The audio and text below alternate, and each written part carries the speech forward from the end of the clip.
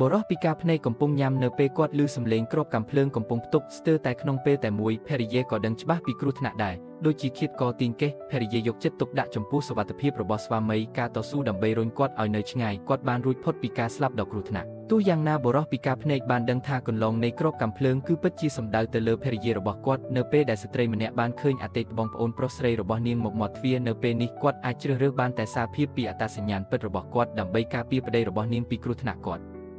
បានទាញកាំបិតពីក្រោមទៅយ៉ាងលឿនកាំបិតកាប់ឃាតករក្នុងពោះប៉ុន្តែគាត់មិនដឹងថាប្តីរបស់គាត់ពិតជាមេដែលមានជំនាញអស្ចារ្យនោះទេអូវាប្រែថាប្តីប្រពន្ធនេះគឺជាជំនាន់កណ្ដាលរបស់ស្មេកបរោះនោះធ្លាប់ជាភ្នាក់ងារចូលនិវត្តន៍កម្ពុជារបស់កូនីឈ្មោះកូដគឺឆាងតេងរ៉េនហើយភរិយាមានផ្ទៃពោះរបស់គាត់ធ្លាប់ជាឃាតករអាត់ដ៏ល្បីល្បាញនៅក្នុងអង្គការគឺប៊ីកូនីពួកគេទាំងពីរមិនបានដឹងពីអត្តសញ្ញាណពិតរបស់អ្នកដទៃទេរស់នៅអនាមិកជីវិតស្ងប់ស្ងាត់នៅក្នុងទីក្រុងតូចមួយទោះយ៉ាងណាក៏ដោយរហូតដល់ថ្ងៃនេះឃាតករ2នាក់ដែលត្រូវបានបញ្ជូនដោយអង្គការបានមកដល់មាត់ទ្វារប្រពន្ធគ្មានជំរឿក្រៅពីបង្ហាញអត្តសញ្ញាណរបស់នាងក្រោយមកពូរបស់បុរសនោះបានដឹកនាំមនុស្សមួយក្រុមមកមាត់ទ្វារខ្ញុំបានឃើញប្អូនស្រីរបស់ខ្ញុំមានក្បាលពោះធំពូបានសម្រេចចិត្តយកពួកគេទាំងពីរទៅឆ្ងាយមួយយប់ប៉ុន្តែដូចជាពួកគេបានលងកាត់ពាក់កណ្ដាលរថយន្តរបស់ភីគីមខាងទៀតចាប់បានឃាតករនៅពីក្រោយពួកគេបានរអិលចូលក្នុងឡានរបស់ពួកគេមានបំណងបំផ្លាញរថយន្តរបស់ពួកគេនិងសម្លាប់មនុស្សក្នុងពេលដំណើរគ្នាអ្នកលបបាញ់សម្លាប់នៅក្នុងព្រៃមិនឆ្ងាយទេមិនល្អទេមានអ្នកលបបាញ់ខ្ញុំមិនត្រូវបានចាប់ដោយហាដេសទេនៅពេលនេះមិត្តដែលដុសនាគនឹងផ្ញើផ្កាកុលាបចំនួន3ឆ្នាំថ្មីប្រកាសជាខ្លាយជាអ្នកមានសំណាងល្អបុរសនោះបានដោះស្រាយឈើដោយ5ចូលប្រាក់អ្នកលបបាញ់ចូលប៉ុន្តែនៅតែមានឃាតករនៅពីក្រោយគាត់បុរសនោះបានប្រាប់ពូរបស់គាត់ថាខ្សែកង់ខាងមុខត្រូវបានរំខានបុកហ្វ្រាំងស្រាដើម្បីបន្ថយល្បឿននិងកម្ចាត់ឡាននៅពីក្រោយអ្នកគាត់បានឆ្លងកាត់ជ្រុងដោយភាពងាយស្រួលដោយដែលបងថ្លៃរបស់គាត់បាននិយាយប៉ុន្តែឃាតករនៅពីក្រោយគាត់បានងាកយ៉ាងលឿនហើយហៀបនឹងបុកភ្នំអ្នកអាចធ្វើឲ្យរថយន្តមានស្ថិរភាពបានដោយទេសចង្កូតនិងហ្វ្រាំងរឹងបន្ទាប់មកពូបានប្រាប់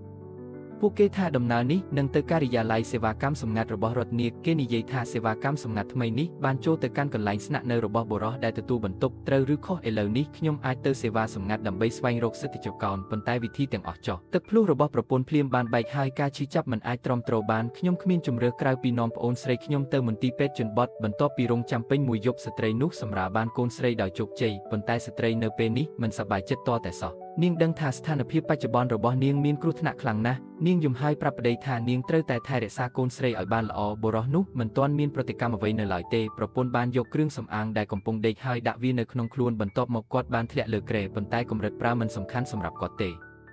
នៅពេលគាត់ភ្ញាក់ឡើងម្ដងទៀតប្រពន្ធនិងពូត្រូវបានបាត់បង់ជាយូរមកហើយម្ខាងទៀតមនុស្ស2នាក់កំពុងបើកបរលើផ្លូវភ្នំស្រាប់តែមានរថយន្តមួយបានបង្ហាញខ្លួននៅខាងមុខពូបានរុញដៃចង្កូតហើយប្រែទៅជាសំនៅតាមផ្លូវប៉ុន្តែសំនេះនៅក្នុងផ្លូវត្រូវបានដាក់ដោយភីគីមខាងទៀតដែលមានអន្ទាក់ជាច្រើនផ្លាតូជាស្ដេចមួយក្នុងចំណោមស្ដេចស៊ូកុរទាំង4នៅក្នុងអង្គការផ្លូវការដែលដឹកនាំដោយគាត់ឃើញថាអតីតសិស្សរបស់គាត់ខឹងខ្លាំងណាស់ខ្ញុំមិនយល់ពីមូលហេតុដែលគាត់ក្បត់ខ្លួនឯងនឹងអង្គការពូនៅចំហៀងនៅតែចង់អង្វរកប្អូនស្រីរបស់គាត់នឹងទទួលបានសម្ភារៈហើយភីគីមខាងទៀតមិនយកចិត្តទុកដាក់ចំពោះគាត់តតែសោះសួរពូខ្ញុំថាតើគាត់មានគុណវុឌ្ឍអ្វីដើម្បីចង្អុលដៃគាត់បងស្រីខ្ញុំបានមើលបងប្រុសរបស់នាងត្រូវអាម៉ាស់មុខទៅជួយសង្គ្រោះភ្លាមប៉ុន្តែគាត់ត្រូវបានចាប់ដោយដៃរបស់គូប្រជែងទាញកាំភ្លើងនៅចង្កេះរបស់គាត់ហើយគូស្ត្រីនោះដោយផ្ទាល់ទៅនឹងដីឥឡូវនេះគាត់មានការខកចិត្តយ៉ាងខ្លាំងចំពោះសិស្សនេះបញ្ជាឲ្យអ្នកក្រោមបង្គាប់របស់គាត់ចេញមុខដោះស្រាយភ្លាមប៉ុន្តែនៅពេលវេលាដ៏សំខាន់នេះមើលប្រពន្ធខ្ញុំមើលបរោះពីការភ្នែកដើរតាមផ្លូវនេះគាត់មិនបានយកចិត្តទុកដាក់ទេបានដឹងថាបរោះពីការភ្នែកពិតជាម្ដាយក្មេករបស់កូនជាង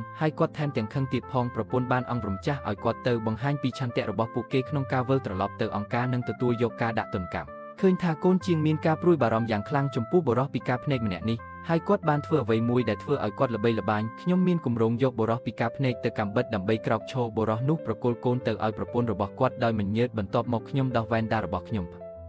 រ៉ែថាគាត់មិនពីការភ្នែកតតែសោះគ្រាន់តែដោយសារតែអំណាចនៃភ្នែករបស់គាត់គឺធំធេងណាស់ដែលវាជាការបំផ្លិចបំផ្លាញហេតុអ្វីបានជាបរោះនេះមានភ្នែក4ស្លាប់ឥតខ្សែស្លាប់អ្នកគឺជាបរោះចង្គៀងតើវាអាចទៅរួចយ៉ាងដូចម្ដេច